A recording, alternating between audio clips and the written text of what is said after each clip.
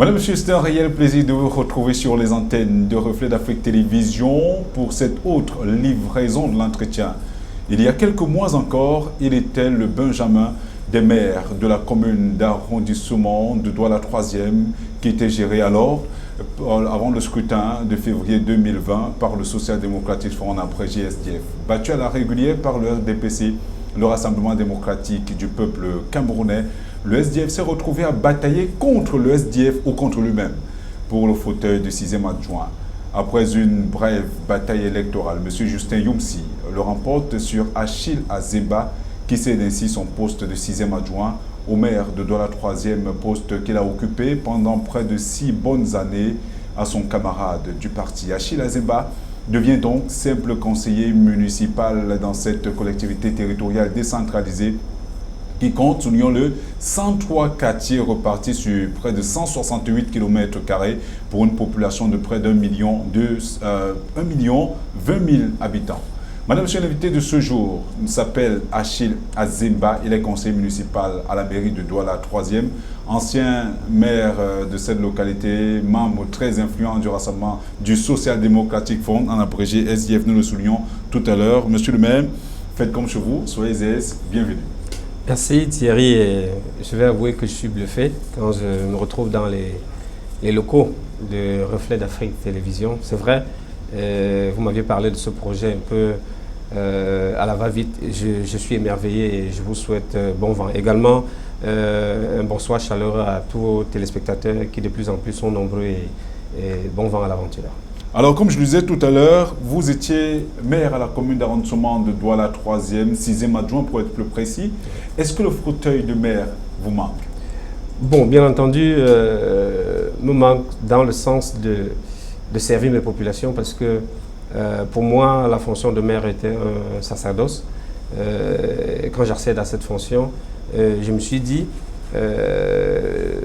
venant d'un parti de l'opposition, on a généralement la mauvaise habitude de penser que le rôle de l'opposition, ce n'est que de critiquer ceux qui sont là. C'est vrai, c'est une partie de leur responsabilité de pouvoir critiquer les actions menées par ceux qui sont au pouvoir, ceux qui conduisent le gouvernement, mais davantage l'opposition doit prêcher également par l'exemple, par la force des propositions. Donc quand nous avons eu la possibilité de diriger l'exécutif de la commune d'arrondissement de Douala 3e, en tant que l'un des maires, je me suis dit qu'il fallait au quotidien prouver que l'opposition avait en son sein des valeurs qui pouvaient servir cette nation le plus honnêtement possible.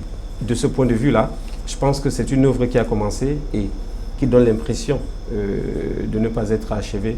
J'aurais aimé poursuivre et même mon parti a souhaité que je poursuive. C'est que... on en parlera tout à l'heure. Bien entendu, on pourra revenir dessus. Alors, vous disiez au cours d'un entretien accordé à nos confrères de Jeune Afrique, je cite, « Je n'attends pas que le maire titulaire me charge d'un dossier, je dois initier des projets, les défendre et servir la population qui m'a élu. » Avez-vous l'impression d'avoir fait? Bon, je pense que je me suis investi au mieux pour que les populations ressentent le fruit des efforts que nous devions fournir parce qu'il faut qu'on sorte des carcans du train-train quotidien, s'il faut le dire ainsi.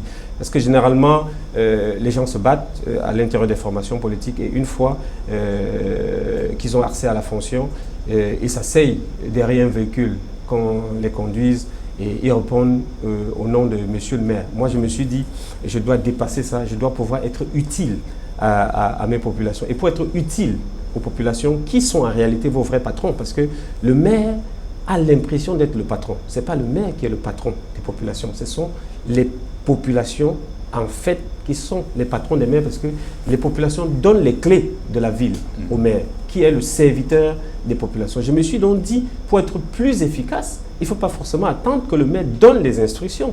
Il faut innover, aller vers le maire, lui faire des propositions qui vont dans le sens des actions qui doivent être implémentées pour le bien-être des populations. C'était ça mon leitmotiv. Je me suis battu au mieux pour qu'on en arrive là. Malheureusement, l'aventure s'est terminée en si bon chemin, ce n'est que partie remise. Alors il est clair qu'après avoir géré la mairie au poste de 6e adjoint au maire, donc vous aviez des prérogatives. On peut le dire ainsi. Est-ce qu'il peut être hasardeux ou courageux de dresser un bilan de vos 6 années passées à la mairie? Bon, mais il faut déjà que je fasse une petite précision. Une mairie est une institution publique et qui a les règles de fonctionnement. Et il faut que les populations le sachent. Une fois l'exécutif mis en place, le vrai patron de la commune, c'est le maire, qui a la signature. Bon, maintenant, les adjoints sont autour de lui pour l'accompagner dans le projet de développement qu'il aura conçu pour sa commune. C'est vrai, ce n'est pas pour dire que l'adjoint au maire n'a pas beaucoup de pouvoir. L'adjoint au maire a quand même des pouvoirs. Des pouvoirs, oui, oui. En quoi consistait votre place à la mairie? J'en viens. La réalité, c'est que notre processus de décentralisation est en perpétuelle amélioration. Parce que, logiquement, si les choses étaient allées dans une vitesse qui était souhaitable, c'est-à-dire un peu plus vite que maintenant, parce qu'on a l'impression au Cameroun que la vitesse d'avancement du processus de décentralisation est celle d'un escargot qui avance. Mais toujours est-il que si ce processus avait suffisamment été implémenté, le maire aurait des attributs et les adjoints des attributs bien précis. Et je vois ailleurs, par exemple, je peux citer la mairie des Brives, que j'ai eu l'occasion d'échanger ou de travailler avec eux. Vous avez un maire et 16 adjoints. Et chaque adjoint est en charge d'un département précis. C'est-à-dire que vous pouvez être le premier adjoint au maire en charge des questions de sport et loisirs. Et chaque fois qu'une session du conseil municipal se tient, votre rapport concerne uniquement les questions qui ont trait au sport et au loisir. Ça se passe également comme ça dans d'autres mairies au Cameroun? L'idéal aurait été que ça se passe comme ça, mais pour l'instant, on a quand même une grosse orientation qui est faite sans trop de précision. On dit par exemple, adjoint au maire, il a la responsabilité de gérer par exemple les questions qui concernent les marchés, mais toujours est-il qu'il n'a pas la signature dans ce domaine. Il ne peut pas produire un rapport qui traite des questions qui concernent ce domaine. Donc on est encore au stade embryonnaire où l'adjoint au maire est réduit à celui-là qui signe uniquement les documents d'état civil, que vous aviez le mariage. Quand vous exerciez Oui, c'est une difficulté qui existe et persiste parce que les patrons des communes n'ont pas toujours la compréhension nécessaire. Et vous allez voir, avec les nouveaux exécutifs qui s'installent là, déjà dans certaines communes, je ne vais pas citer le nom ici, il y a déjà un problème de bicéphalisme entre le maire et les adjoints, au point où le maire en arrive à sortir une correspondance pour interdire à ses adjoints de pouvoir prendre une décision quelconque ou de signer un document. Vous voyez là que, en fait, le terrain n'est pas balisé, ça va un peu dans tous les sens. Mais toujours est-il que l'adjoint au maire devrait comprendre à quel niveau se situent ses responsabilités et, de par la loi camerounaise, le patron d'une commune, il ne faut pas le faire dans la langue de bois, c'est le maire et le maire lui seul. Mais rien n'empêche au maire de déléguer un certain nombre de fonctions effectives à ses adjoints pour qu'il y ait un peu plus d'efficacité, parce que l'objectif c'est de tendre vers le bien-être des populations. En tout cas, on reviendra peut-être sur ces différents aspects. Peut-être sur la loi portant code général de collectivité territoriale décentralisée qui pose problème au niveau de la décentralisation. Peut-être on fera un point là-dessus tout à l'heure. Davantage les mentalités aussi.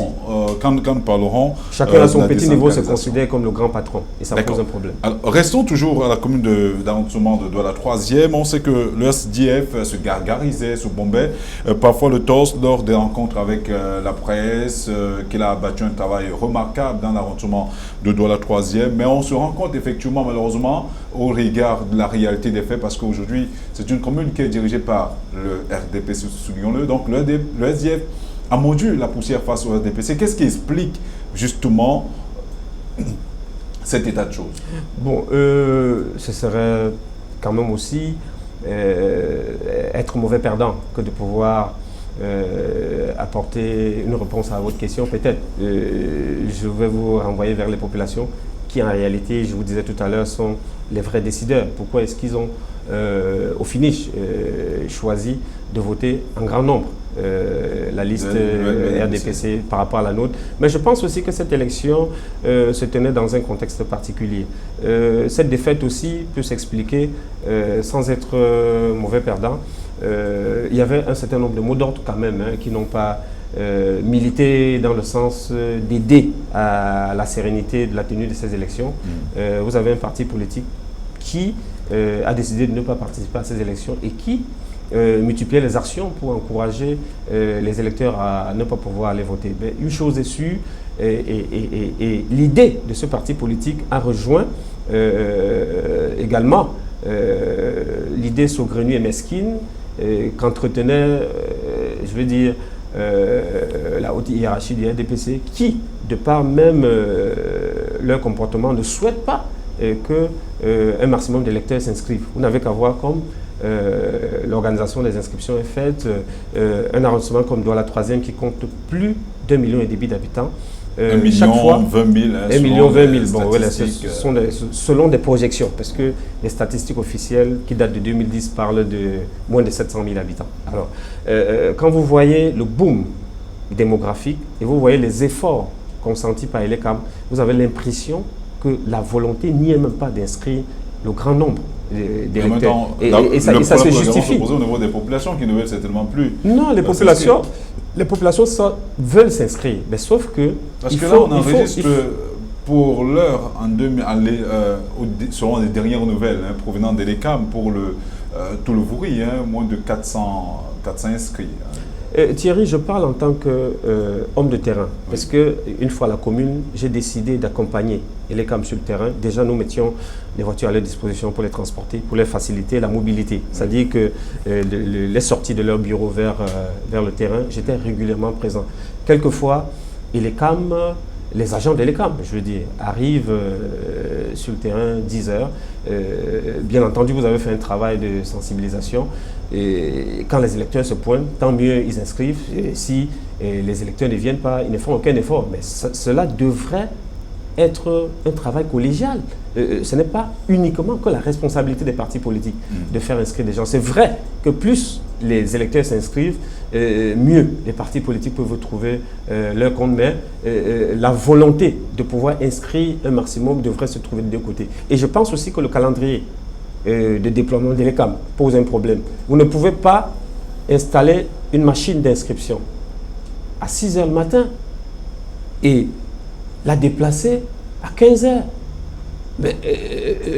Un citoyen ordinaire, à 6 h le matin, il court vers son occupation, parce que c'est son gagne-pain. Vous n'allez pas lui demander d'arriver en retard à son travail parce que la raison c'est qu'il voudrait s'inscrire. Donc on devrait réadapter même les horaires d'inscription à ceux des électeurs pour pouvoir faciliter un grand nombre. Dans le cas spécifique de Douala 3e, nous avons insisté et nous avons même participé à la confection d'un kiosque qui est placé au niveau du carrefour Madagascar, et avec la venue de ce kiosque un horaire réadapté, on a vu le nombre d'inscriptions des électeurs s'augmenter, croître énormément. Donc il faut multiplier ce type d'initiatives, aller même dans les quartiers le dimanche, parce que entre le lundi et le samedi, les électeurs vont à leurs occupations. Le dimanche est considéré comme un jour de repos et aisément, un électeur peut partir de chez lui pour aller uniquement s'inscrire, rentrer en possession de son récépissé et pouvoir retirer sa carte. Donc je vous disais que effectivement, il y a eu ce mot d'ordre de boycott qui a influencé. Il y a aussi que plein d'électeurs, potentiels électeurs, ne se sont pas inscrits. Il y en a également qui n'ont pas pu rentrer en possession de leur carte. Bref, tout ça mis ensemble a quand même joué sur notre élection. Mais nous ne regrettons pas, parce que notre bilan, sans prétendre danser, se regarder danser, se juger, moi je peux estimer que nous avons donné le meilleur de nous-mêmes. Non pas qu'on a totalement changé Douala 3e, mais nous l'avons amélioré au cas par cas. Voilà, peut-être c'est ce qui a eu également des répercussions au niveau de l'élection présidentielle, parce qu'en enregistrant, il faut le dire, sa pire participation à la présidentielle, 3,35% depuis sa création en 1990, le SDF vient de perdre face à son challenger habituel, le président Paul Biya, au profit, Dieu merci, du professeur Maurice Kamto. Qu'est-ce qui n'a pas marché, pour le dire de façon triviale? Beaucoup de choses n'ont pas marché. Quoi, par exemple? Qu'on le veuille ou non, un parti politique a également des zones où il est fortement ancré. Et dans le cas spécifique du SDF,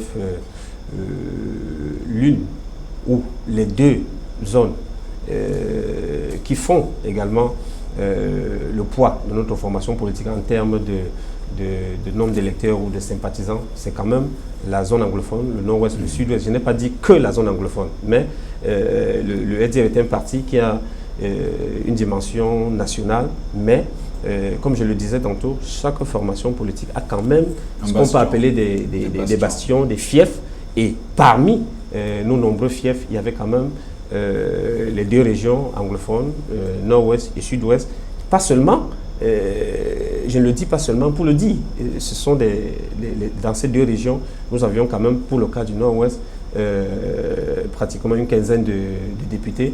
Dans le sud-ouest, beaucoup de communes que nous contrôlons, pareil pour le nord-ouest. Donc, le fait qu'il n'y ait pas eu élection de ce côté, en fait, il y a eu élection, quand même selon les chiffres officiels, on parle quand même d'un taux de participation assez faible, 5% pour le nord-ouest et 15% pour le sud-ouest. Il faut quand même dire pour la gouverne des téléspectateurs que le nord-ouest et le sud-ouest réunis représentent quand même 1/6 de l'électorat au Cameroun, ce qui est important. Ben, nous avons regardé les chiffres et nous pensons que si ces deux régions avaient participé, le résultat du SDF n'aurait pas été celui-là.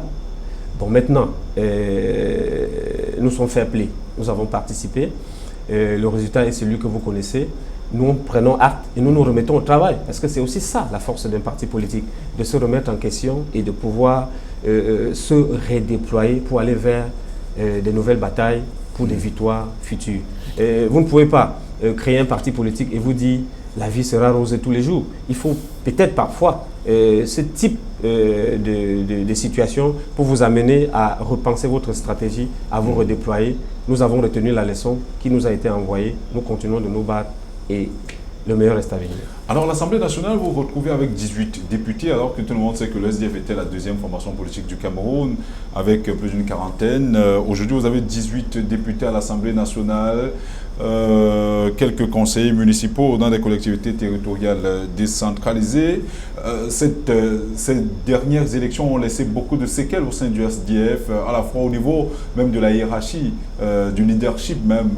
On voit qu'il y a eu des batailles feutrées ou affleurées, mouchetées entre la représentation du côté de l'Allemagne. Il y a une autre branche même qui estime qu'il faut changer totalement la tête de cette formation politique-là, en réadaptant le parti face à une jeunesse aussi montante avec les nouvelles techniques de l'information et de la communication. Donc on estime justement qu'il faut redynamiser et pourquoi pas changer le mode de fonctionnement du SDF. Comment le SDF compte-t-il se remettre sur scène? Oui, je crois que l'appréciation que vous venez de faire tient la route parce que le SDF a été créé le 26 mai 1990. Donc, au jour d'aujourd'hui, nous avons fêté nos 30 ans. C'est quand même 30 ans d'expérience, c'est quand même 30 ans de combat.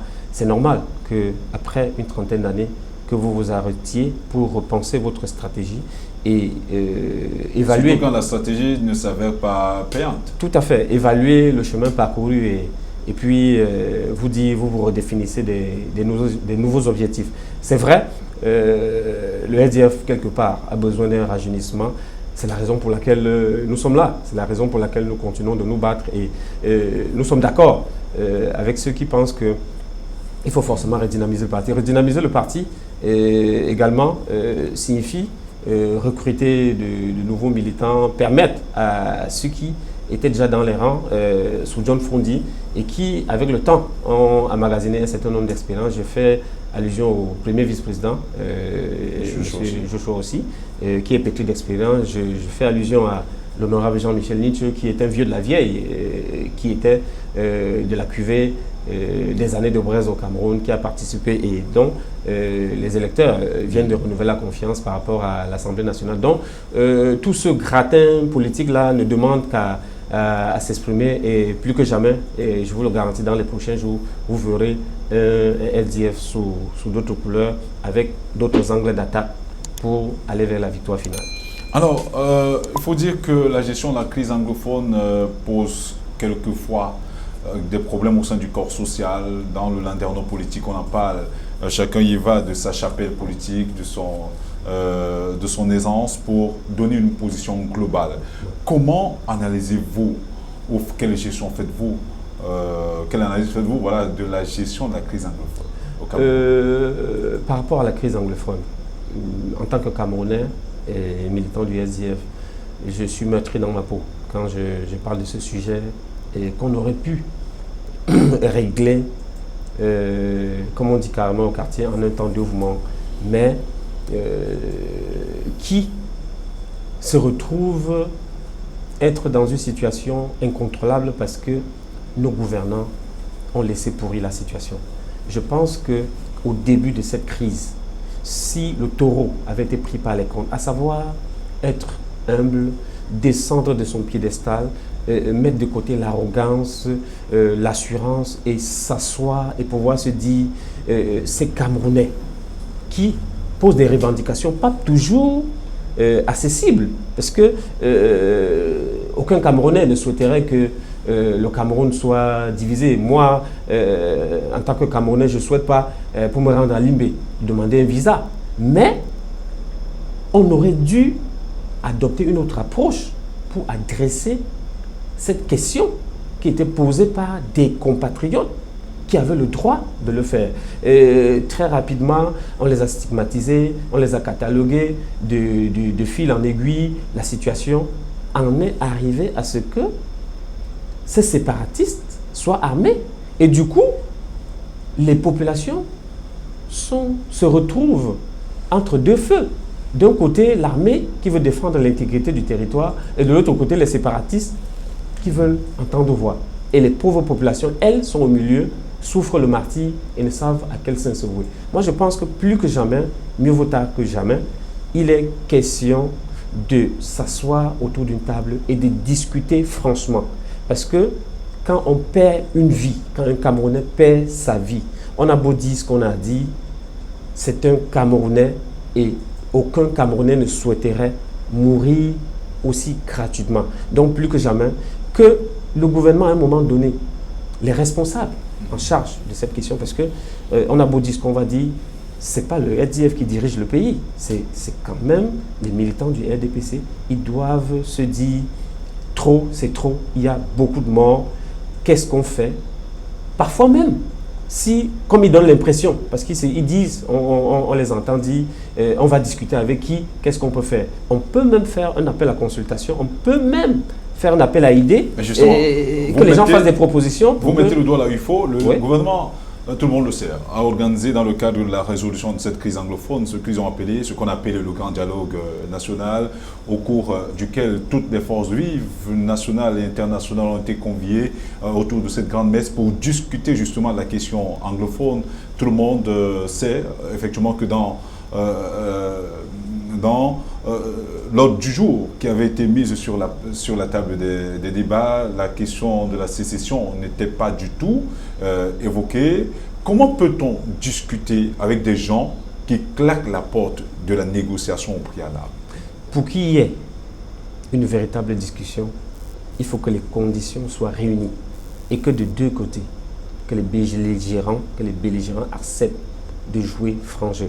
Moi, je pense... Mais qui ne joue pas franc jeu dans l'affaire? Non, moi, je pense que... Parce que le gouvernement essaie avec le grand dialogue national. Je pense, c'est mon avis, que le grand dialogue était ce que je peux appeler une grande messe où on s'est retrouvés pour discuter de beaucoup de choses, mais pas de l'essentiel. Regardez la configuration des participants. Et il y a un élément vidéo qui a circulé même sur la toile, un militant du RDPC qui lui-même affirmait que l'organisation de ce grand dialogue a été biaisée. On s'est même plutôt rendu compte que c'était une messe pour consommer de l'argent public. Parce que voyez-vous, vous ne pouvez pas mener des discussions concrètes, sérieuses, sans que les belligérants soient là. Il y a quand même... Mais le gouvernement a essayé quand même. Le gouvernement a essayé à travers... Il y a des invitations qui ont été envoyées. Il faut faire mieux qu'essayer. En faisant quoi? En réalité, le gouvernement ne doit pas donner l'impression de plaire aux gens en donnant l'impression qu'on va résoudre le problème. Il faut résoudre le problème. Un problème est là. Il faut trouver une solution pour sortir de l'impasse. C'est ça le plus important. Quelquefois, il faut même en arriver à faire des concessions. Des concessions pour vous aurait fallu, par exemple, la libération de Sisikou Ayoub Tabé, qu'on présente, à tort ou à raison, comme le président de l'État virtuel d'Amazonie. Pourquoi pas? Et les autres, ils sont nombreux. Il y a plein de personnes qui ont été arrêtées un matin dans cette zone, qui sont en prison. Il y en a qui ont perdu des parents. Pourquoi voulez-vous que les gens cessent de mener des opérations quand leurs enfants, leurs petits-fils, leurs femmes, leurs enfants sont en prison? Il faut d'abord commencer par décrisper ou bien trouver les conditions de décrispation, s'asseoir et discuter. Et je vous assure, même pas ces séparatistes ne sont à l'aise avec cette situation. Parce que quand vous vivez dans la forêt, vous ne pouvez pas estimer être heureux. Un homme n'est pas fait pour vivre dans la forêt, sauf si il a décidé d'aller en villégiature. Un homme est fait pour vivre dans certaines conditions humaines. Donc, que vous me dites que quelqu'un est à l'aise de vivre dans la forêt, non, ce n'est pas, ils n'ont pas choisi de vivre dans la forêt. C'est parce qu'ils sont, comment je vais dire, ils sont dépassés par une situation qui les rend perplexes. Ils se disent, mieux vaut mourir que de vivre dans ces conditions-là. Pourquoi ne pas les écouter? Qu'est-ce que le gouvernement devrait faire au-delà de toutes choses? Vous l'évoquez à demi-mot, parce que déjà il y a une commission nationale qui a été créée pour le désarmement, la réinsertion. En réalité, une commission qui est pilotée par l'ancien gouverneur Fayengo Francis, qui travaille quand même d'arrache-pied pour réinsérer ces anciens sécessionnistes au sein du corps social. Thierry, le Cameroun a ceci de particulier. Tous les jours, j'ai été maire, je sais de quoi je parle. Il y a beaucoup de réunions qui se tiennent sur tous les sujets qui concernent le Cameroun. Mais le problème n'est pas que les réunions se tiennent. Qu'est-ce qu'on fait des résolutions qui sont prises dans toutes ces réunions qui sont tenues? Les réunions au cours desquelles des idées géniales sont proposées. Mais alors, je veux donc vous dire que le tout n'est pas de créer une commission de désarmement. Le tout n'est pas de créer un organisme ou pas. Est-ce que les conditions sont réunies pour qu'il y ait une discussion franche? Est-ce que la volonté politique y est pour sortir de l'impasse? C'est de ça qu'il est question. Mais jusqu'ici... 30 minutes, le temps passe très vite, on ne l'a pas vu, parce que le sujet, c'est tellement très intéressant. On revient après cette transition pour la deuxième partie de cette émission.